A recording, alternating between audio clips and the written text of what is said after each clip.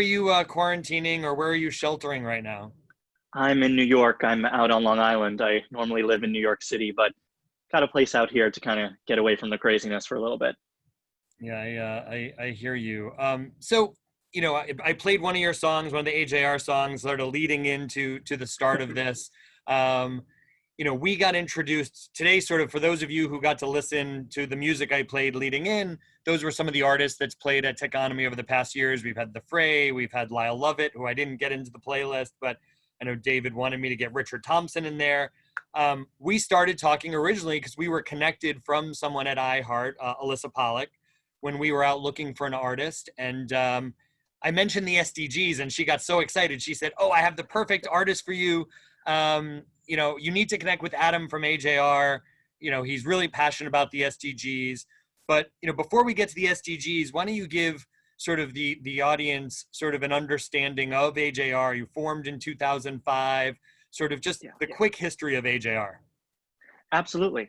So we are a band of three brothers. It's me and two of my younger brothers, and we've been doing this for a really long time. We grew up in New York City, and we started street performing in Washington Square Park, and we made enough money to buy equipment, and we started writing songs in our living room, and we've maintained our independence this entire time, meaning we haven't signed a deal with a major record label.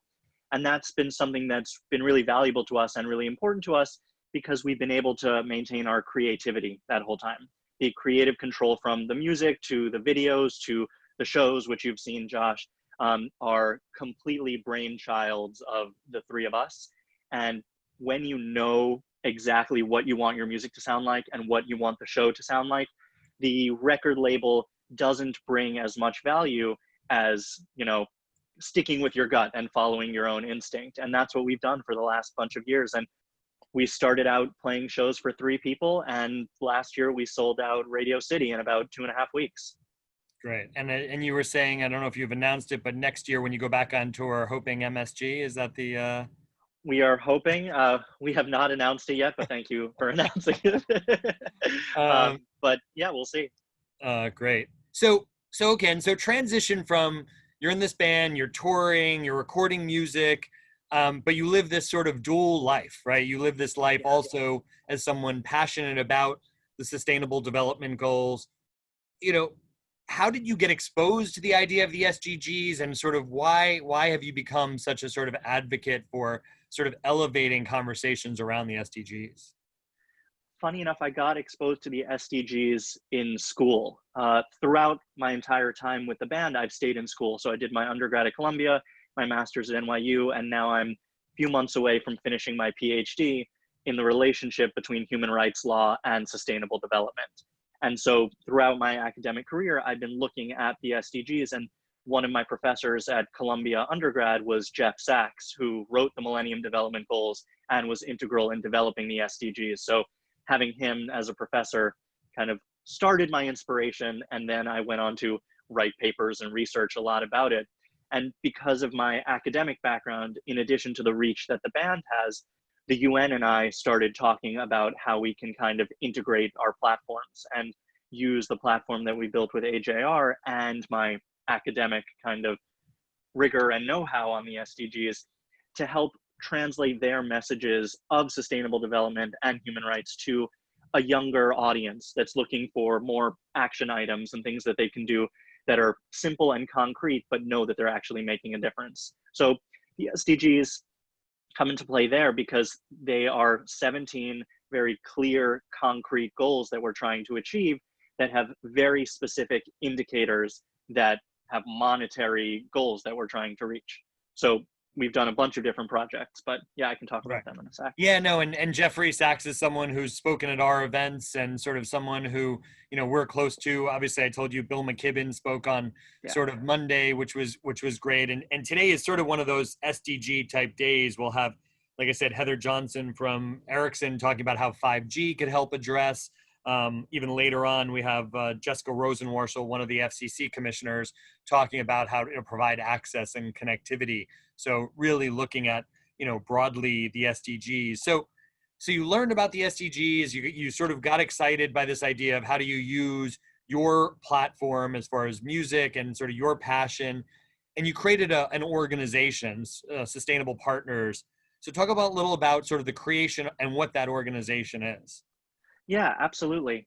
So Sustainable Partners is kind of the brainchild of the first partnership that I had with the UN.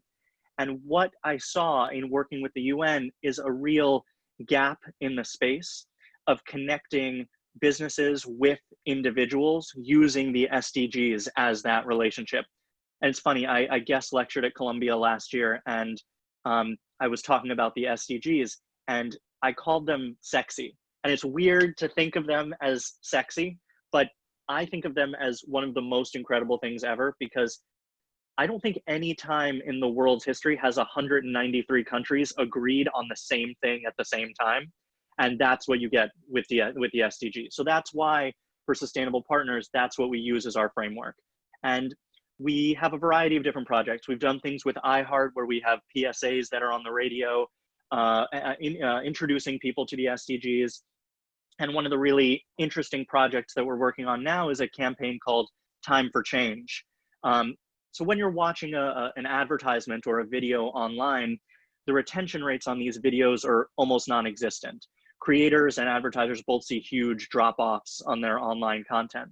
So what we did is we used the SDGs to incentivize people to watch videos or advertisements all the way through. And so we got these 7 different creators, each to create a different video about a different SDG. And we incentivized people to watch the video all the way through by saying, if you watch this 3-minute video, we will donate $1 to help achieve one of these SDGs to a specific organization that's going to achieve it. And the retention rates on these videos went through the roof. These creators had never seen numbers like this before. We did the same thing with an advertising campaign with actually one of our tours partnering with Ticketmaster and Live Nation. Live Nation had never seen numbers like these in the live music industry. We planted, so in that example, for each complete view of a 30-second advertisement, we planted 1 tree. In 3 weeks, we had 100,000 trees planted. Wow. And so we developed this turnkey toolkit. We partnered with McCann, the advertising agency, this toolkit for brands to add this kind of language and little icons to their advertisements that they already have done to incentivize people to watch it through. And the brands love it because people are actually watching their entire advertisements and they're seeing their social good messaging, which is something that most ads don't normally share. So now we partnered with a bunch of different brands across the board to take this and bring it to the rest of the world. So do you see the need sort of for public-private partnerships to help expose, you talked about these corporations. Historically, they have CSR departments, right? Corporate social responsibility. A lot of times it's just a nice to have. They throw some money there.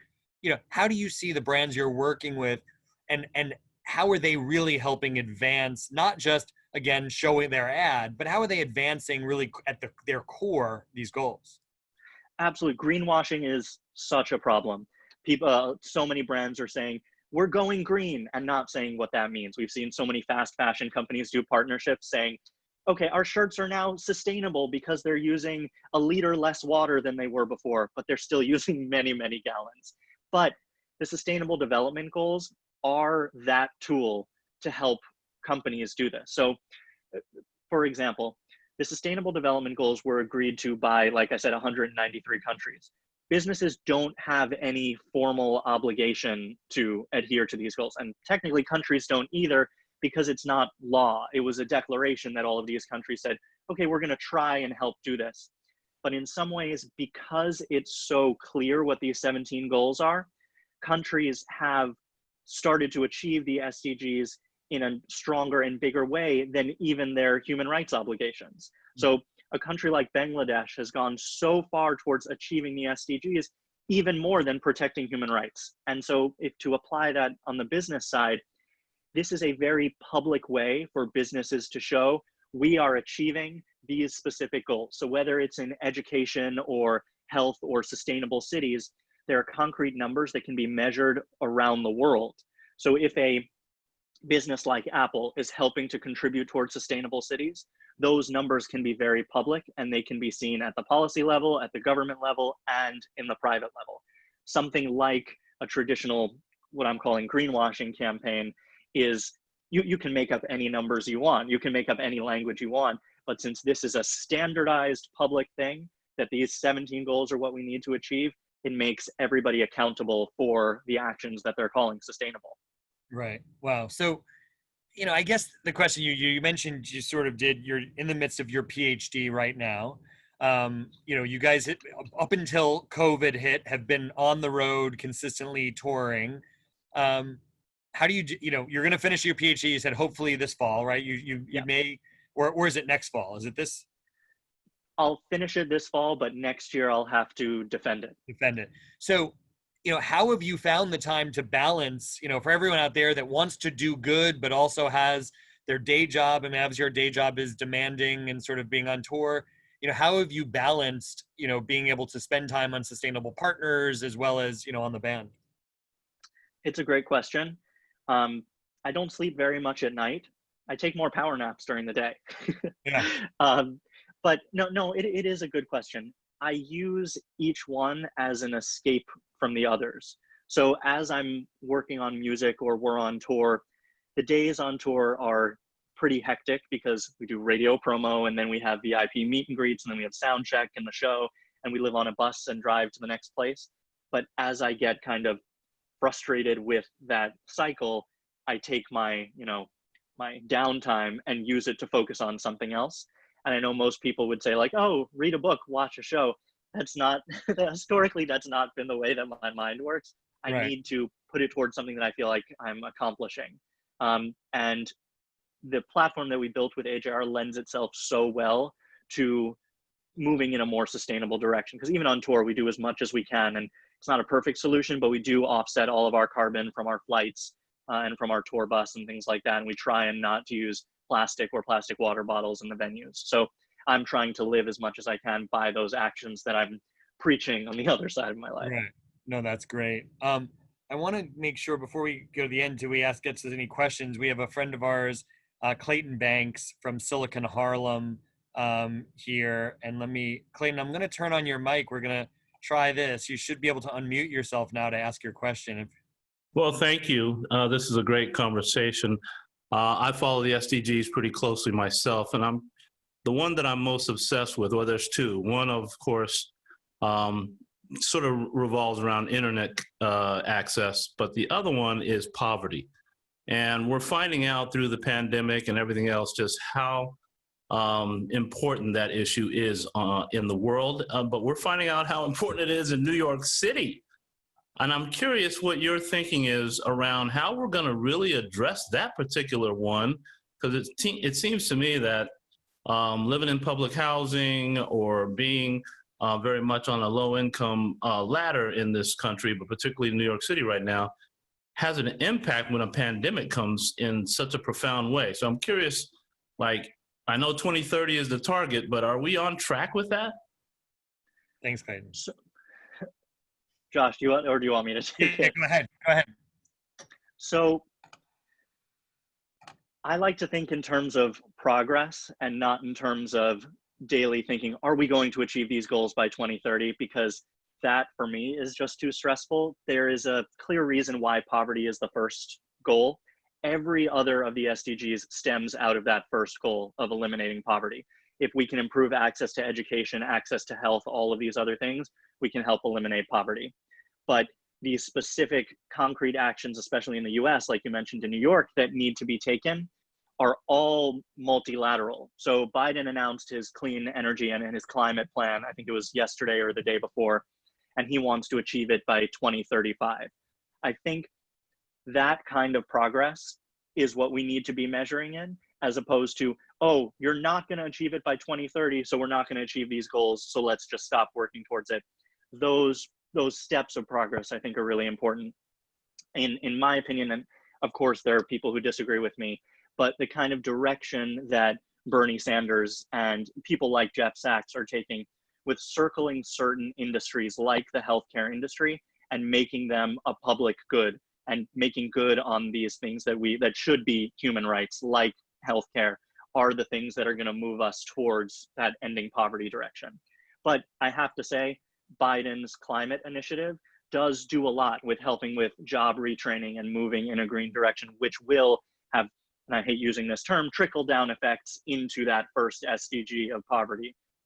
But poverty is, when I think about them, I think of poverty as the center and using all the rest of these SDGs to help eliminate poverty around the world. But we have been making progress up until COVID.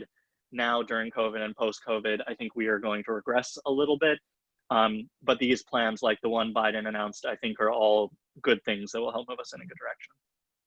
Great, thanks. Yeah, we, as I mentioned with FCC Commissioner Rosenworcel later, we'll talk about the 30% of kids that don't have internet access, talking about education, right? Without connectivity, to Clayton's point, he spoke the other day about, it's a lot of times in these, impoverished areas, they don't have electricity or connectivity, really has that effect on all the other SDGs. Last question I had, because I actually just wrote an article about, the initiative that you're working on called Smart Signs. So obviously we're in the middle of a pandemic, but there's also a lot of social injustice going on. We're seeing sort of all of these different protests. Sustainable Partners came up with a program using, a technology, I said, in search of an application, QR codes. Talk a little about what Smart Signs are, for the group. Yeah, thank you for writing that article. It was great. So this was a brainchild of our director of special projects, Emily Kate, and she was looking out the window of her apartment and seeing the protests go by in New York City. And there were thousands of people literally right outside the window holding signs up that said, Black Lives Matter or defund the police. And she came up with this idea to kind of merge the passion of the protests with concrete actions that people can take. So she created this thing called Smart Signs, and there are physical and digital versions. The physical versions are literal signs that people hold up during protests that have giant QR codes on them, and they're localized. So for example, in New York, a bunch of signs went out with giant QR codes. Anybody who used their phone to take a picture, or when you open your camera app, it triggers the QR code. It brought up a pre-written email that was pre-addressed to all the local state senators, the congressmen, the assemblymen, all of the people that could actually make a difference on the specific policy initiative that we developed. And so with just 1 second of holding up your phone and one click, it sent an email to anywhere between 50 and 100 people. And because of that, and we did them locally for New York, we did them for Chicago, LA, DC, a few other places. In just a few weeks, 100,000 emails went out to different policymakers. Some of them responded with individual emails saying, thank you so much. Some of them responded with away messages, because I know people were bombarded with emails during this time. And some of them, I think, actually took the messages to heart, because they wrote back things, even though it did feel like that they were kind of general emails that were sent back, but they were addressing the specific things that we were asking for. And we felt that 100,000 emails in just a few weeks, because of this merging of these people out on the streets, taking their anger and their frustration and turning it into a concrete action that they can take, that made so much difference over that short period of time. We felt like it was a successful campaign. Now we're applying it, and we're working with March for Our Lives, the gun sense legislation organization from Parkland, and a few of the Fridays for Future climate organizations, to do the same thing with these smart signs for them to hold up at their protests, sending messages to the proper people. Great. Yeah, no, it was an intriguing use. I did put in the chat the article. So for those of you who want to read about the initiative and get involved, and to your point, I spoke with one of the New York State senators, and they said, look, they do look at the data, even though if it's a general templated email, they want to see how many people care about a specific topic. But unfortunately, we're out of time, and I did really appreciate you taking the time to join us virtually today. Hopefully, at some point when we get back again physically and host an event, we'll be able to have you there as well. Stay safe, and thanks for joining us. Thank you so much, Josh. I will speak to you soon.